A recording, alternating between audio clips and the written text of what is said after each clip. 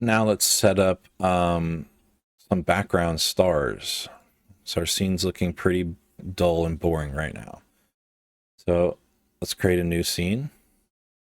Let's have this be a node 2D. We'll name this star. And let's add a sprite 2D to that. And access as unique name on there. And let's save that. We'll name this star and save that. Let's attach a script. And here in the star script, let's have a couple constants at the top. Let's have a twinkle duration range as a vector 2, and this is going to be vector 2 between 0.1 and 1.0. Let's have a twinkle fade range of vector 2, and let's set that to be between 0.025 and 0.075. So this is going to be for our alpha. And have one more const here, twinkle delay range. Vector 2 between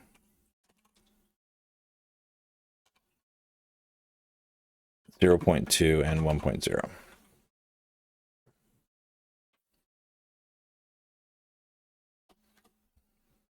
So let's grab that sprite 2D and hold control, drop it in there,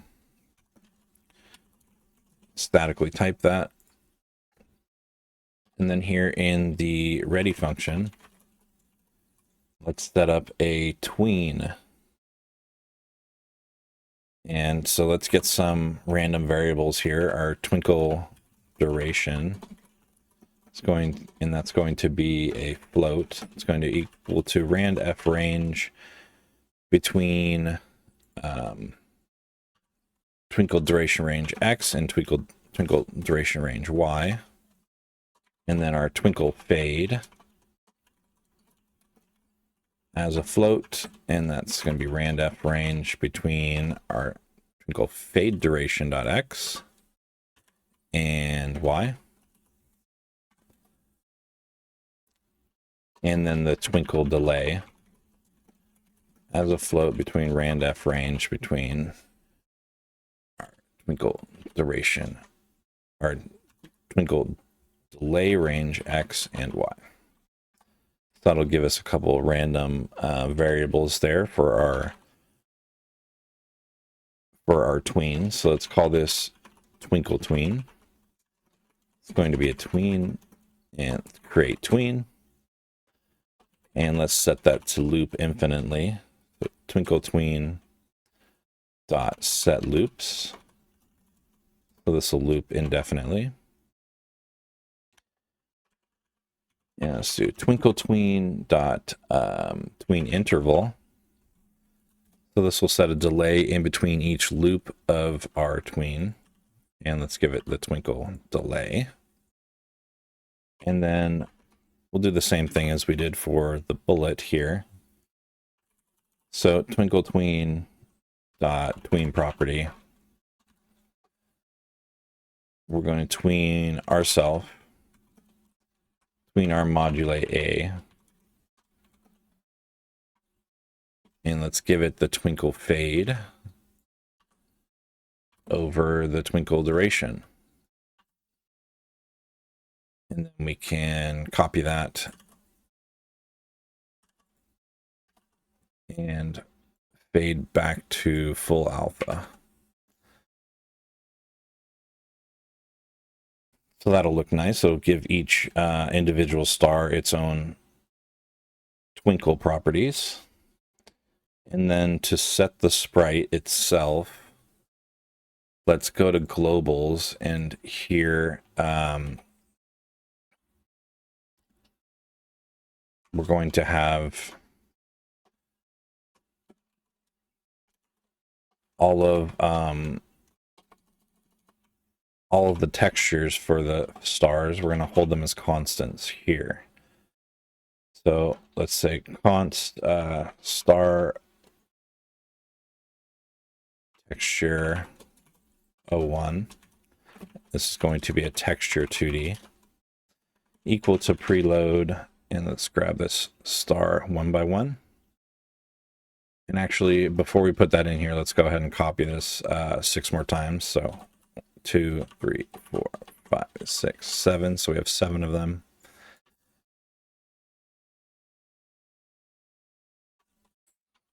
Seven. There we go. And we can go and drag all of our textures for our stars here. And the reason I'm putting these star textures on globals instead of in the star script itself is so that we only have to preload these star textures one time. We're going to be creating like 200 or 250 stars. So if we had all those consts on the star script itself, we would actually be preloading all of these star textures, all 7 of them, 250 times. So if we just keep it on globals, we're only going to have to preload these textures once. Instead of 250 times 7, it's just going to be 7. So that'll be nice and optimized there. And then let's just randomly set sprite 2D on our star to one of those sprite textures. So let's do star sprite roll as an int. It's going to be equal to rand I range between 1 and 7. So now we can just match that star sprite roll. And if we get a 1, then let's set the sprite 2D.texture equal to globals.starTexture01. So let's copy that 6 more times down here. 2, 3, 4, 5, 6, 7.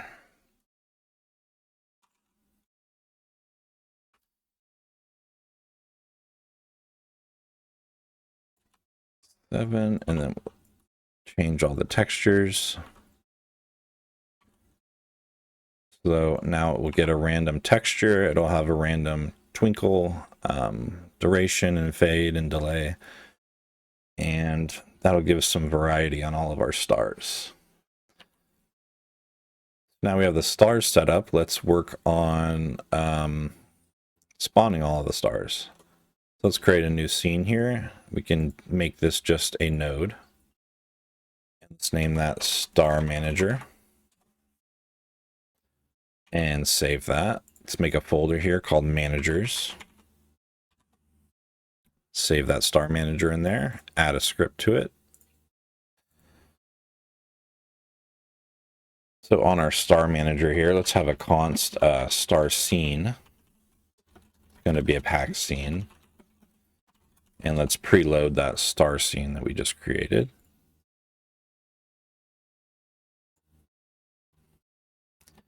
Let's have a const num stars here and start that at 250. Do function ready. And in here, we are going to do var screen size as a vector2. It's going to be equal to get viewport dot get visible rect dot size. So now we have our screen size, and we can simply say for I in num stars. So this is going to loop 250 times, and we'll create 250 stars. So var star instance, and that's going to be a node 2D equals our star scene dot instantiate as node 2D. And let's add that as a child to the Star Manager. So all the stars will be under the Star Manager. And let's set the star instance global position equal to a vector2 between randf range of 0.0 and our screen size dot x. And and on the Y as well. So this will give it a random X and Y position between 0 and our screen size. So now all I have to do is come into game here and add that star manager there. Let's put it in front of the background. And there we go. Now we have stars in the background, and they're all randomly positioned. They all have random twinkles and random textures. That looks really good. And if we play this again, you can see we'll get a different pattern each time. It looks nice. We don't have to individually place 250 stars.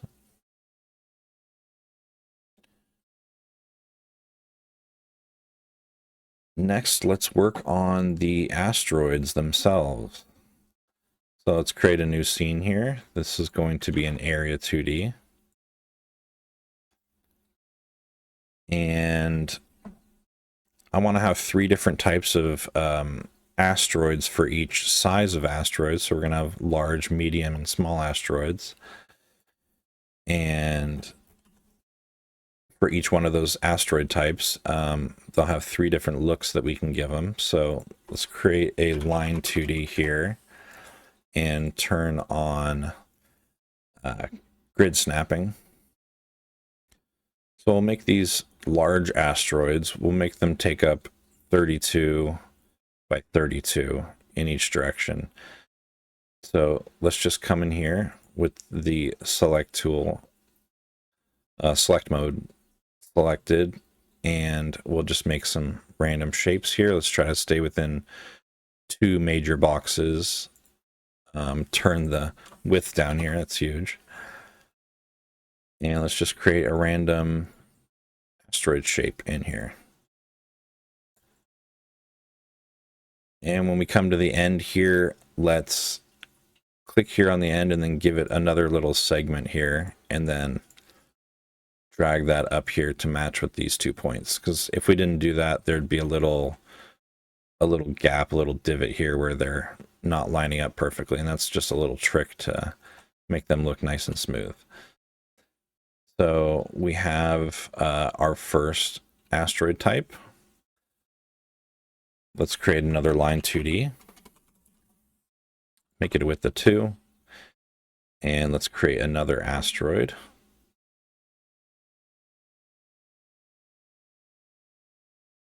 So I'll just come in here and make a random shape.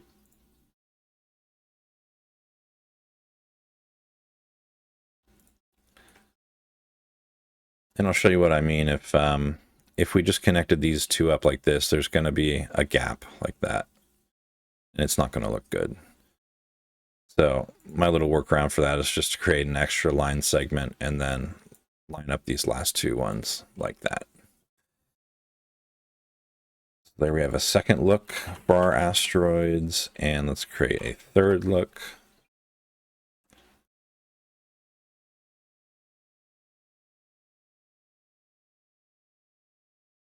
Make this one really jaggedy.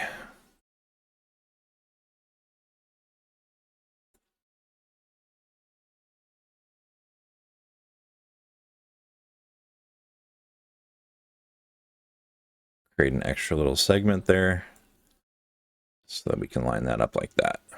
And there we go. So now we have 3 different looks for all of our large asteroids. Let's create collision shapes for those. So let's create collision polygon 2D. And let's create the shape for this.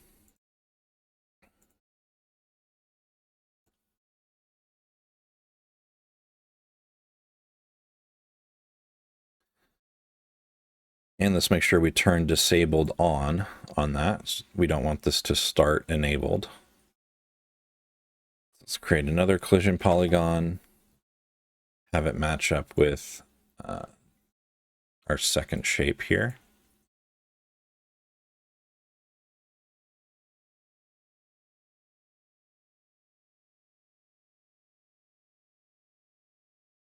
There we go, turn disabled on. And let's create that third polygon for our third shape.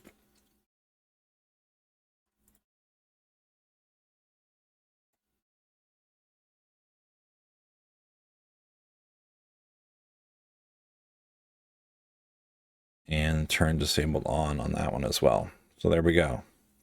And we got all of our collision polygons set up. We have all of our shapes set up. Let's go ahead and name this asteroid large. And let's save that. Create a new folder here. Asteroids, asteroid large. And let's create a script here. And for this script, we're not going to name it asteroid large. We're just going to name it asteroid.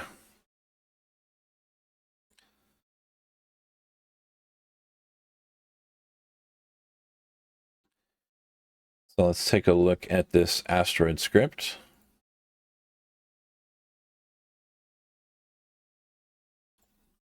And in here, let's have a couple of consts at the top. Let's have max speed. The float equals 100. Let's have a spawn offset. Float equals 32. Let's have a const large asteroid points as an int. Those will be worth 20. And let's copy that 2 more times. And then we'll have the medium asteroid points and the small asteroid points. So these will be worth 50 and these will be worth 100. Let's store a velocity up here at the top. Set that to a vector 2, and it will be a vector 2, a rand f range between minus max speed, or negative max speed, and max speed on the x position, and the same thing on the y position. So that'll initialize the velocity to a random speed. And let's also have a rotation speed here equal to, this is just going to be a float. It's rand f range between, say, -1 and 1.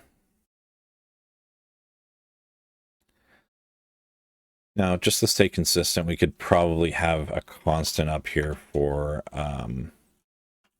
rotation speed range as a vector 2 between -1 and 1. Just so if we ever want to come in here and change it, we can find out where that is easier and change it easier.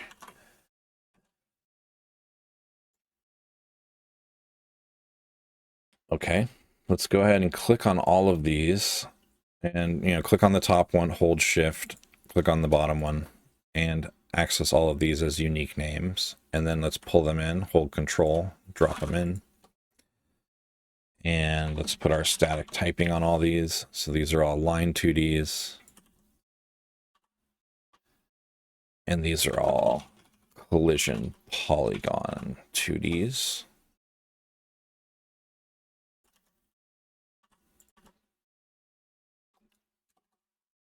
And let's come into the ready function. So let's randomly roll for one of those asteroid shapes. So let's do asteroid shape roll as an int is rand I range between 1 and 3. So this will give us a number between 1 and 3. And let's match that shape. So if we get a 1, let's turn on the line 2D. Dot visible equals true. And the collision polygon 2D dot disabled equals false.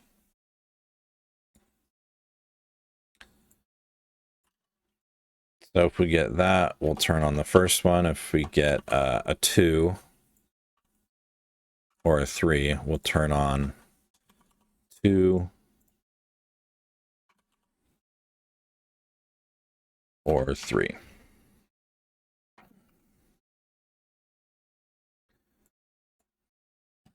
So now we'll have a random shape. Let's do rand rotation as a float equals rand f range between 0 and 360. So this will just initialize us to a random rotation. So let's go rotation degrees equals that rand rotation.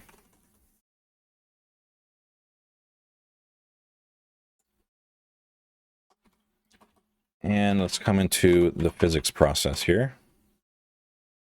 And we'll say global position plus equals our velocity times delta. And for rotation, we'll say rotation plus equals our rotation speed times delta. And then we can call that globals dot handle screen wrap on ourselves.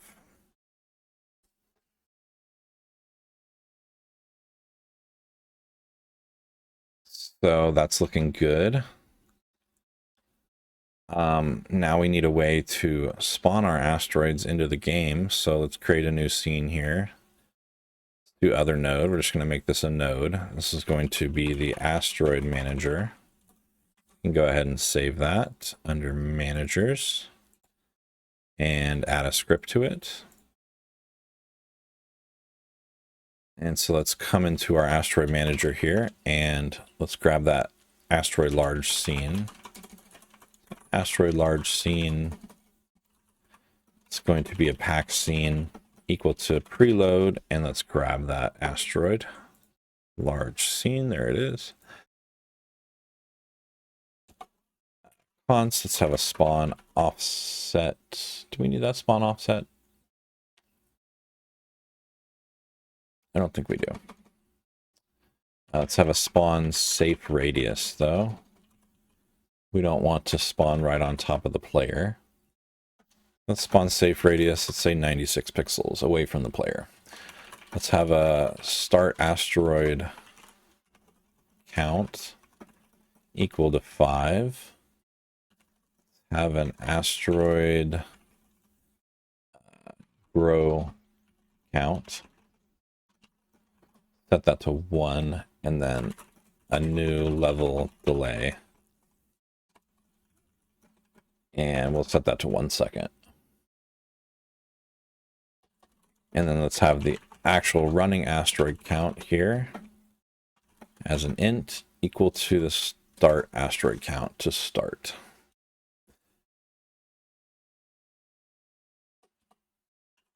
Let's come into the ready function here and we will spawn asteroids when we start the game. So let's create that function, spawn asteroids.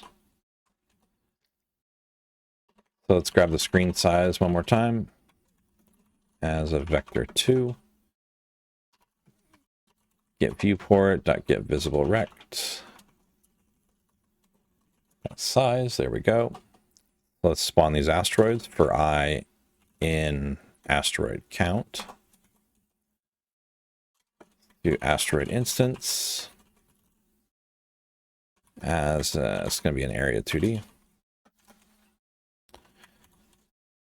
Asteroid large scene dot instantiate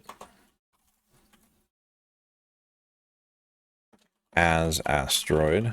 So we actually need to come back to our asteroid scene here and let's give it a class name of asteroid.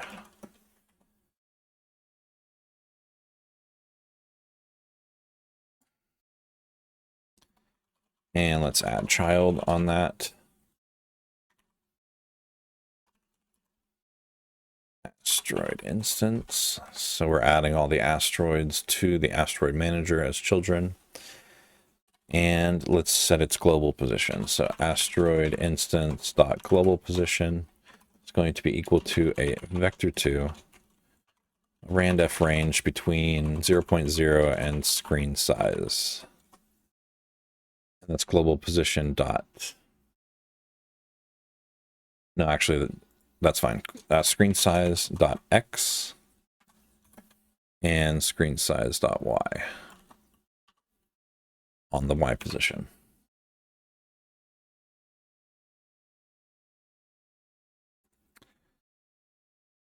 Okay, So now we need to do a check to see if we spawned near the player. So let's go back to globals real quick. We'll come in here and try to stay organized here. So these are going to be our node references. So let's do var. That's going to be an onReady var. It's going to be the player as a node 2D equal to get node root game player. And also while we're in here, we'll create an onReady var for the game. And that's just a node. And we'll do get node root game.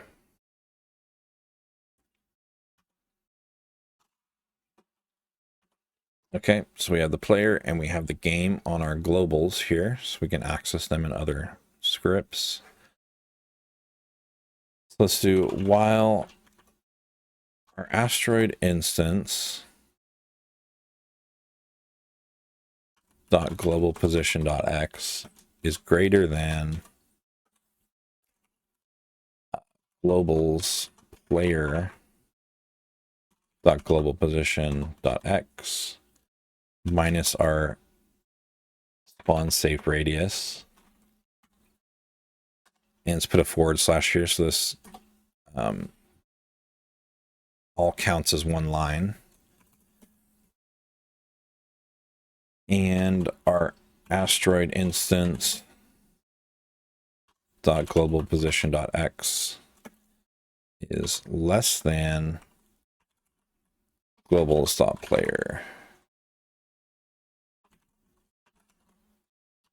dot global position dot x plus spawn safe radius. Then we're going to need to re-roll that x position. So we'll do asteroid instance dot global position dot x equals a randf range between 0.0 and screen size.x. And then we'll do the same check for the y position. Change all of these to y. And that'll make sure whenever we're spawning asteroids, we're not spawning them on top of the player and killing the player instantly.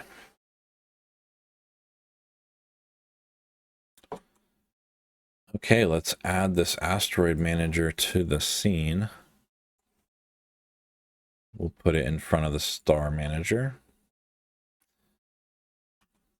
Or above the star manager, I should say.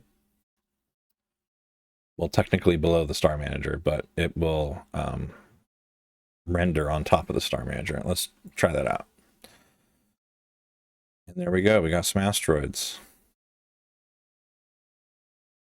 And those don't look big enough. Those look like medium asteroid size when they should be large asteroid size. So we're going to have to